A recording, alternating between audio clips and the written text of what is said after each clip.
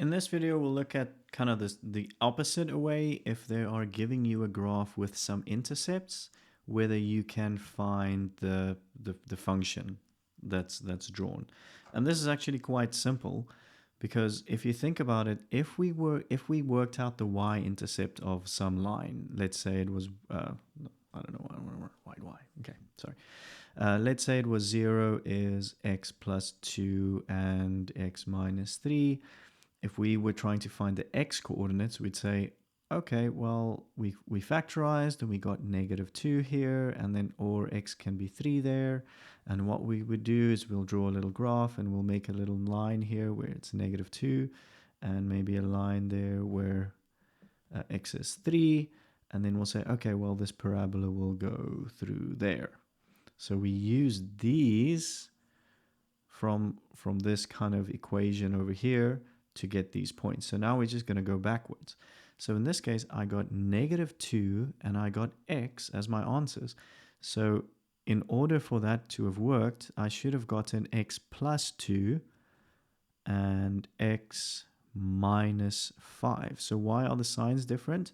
Because in this case, in order to have a 0 answer, this x had to be -2, because -2 plus 2 will be 0, and then that would make this equation equal to 0, and this is similar for this x over here. And so I did the opposite sign of that kind of 2 that was on here, and I put the -2, and that was my intercept. And here I'm doing the same. So I'm saying, okay, well, that's a -2. So in order for this to work, this has to be x plus 2, because if x is -2, -2 plus 2 will give me 0. And this is actually the line. And I can then just kind of expand the brackets. So I'd have x squared, and that's going to be plus 2x minus 5x. So that would be minus 3x, and then minus 10. So this is the equation for that line, and all I needed were those little x coordinates. And it does make sense, because down here where the y-intercept is, we have a negative number. So it does make sense. I mean, it's not saying it's correct, and like I can't read, oh, that's going to be -10, but it kind of does make sense. So it's just a little subtle test whether this is correct or not. So with the -1, let's just take a look. You can do the same thing. The x is going to be x plus 1, because that's a -1. This has to be x plus 1. And this has to be x minus 3.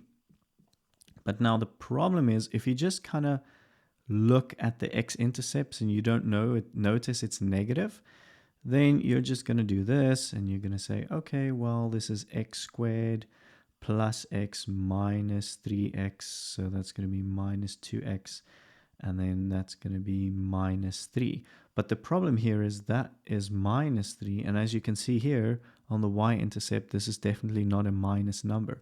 So what you should have done is you should just kind of notice this is a negative parabola. So you do the same thing, and you just put a negative in front of it.